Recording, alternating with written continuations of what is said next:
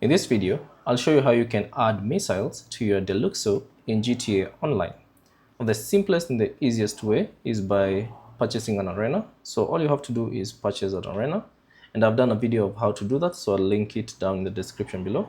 Now once you purchase the arena, simply go into your arena workshop and go to the workshop level.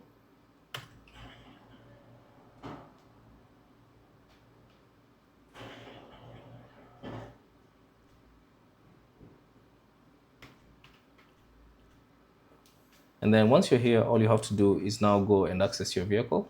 So let me just go find my Deluxo.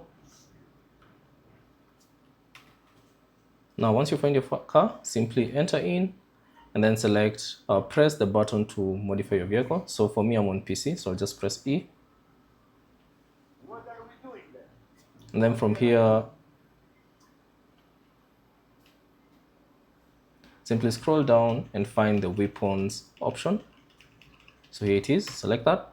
And then you should see this mount MGs and missiles. So you can simply select that, and now you'll have added the missiles to your Deluxo. So that's basically it. Thanks for watching, and I'll see you on the next one.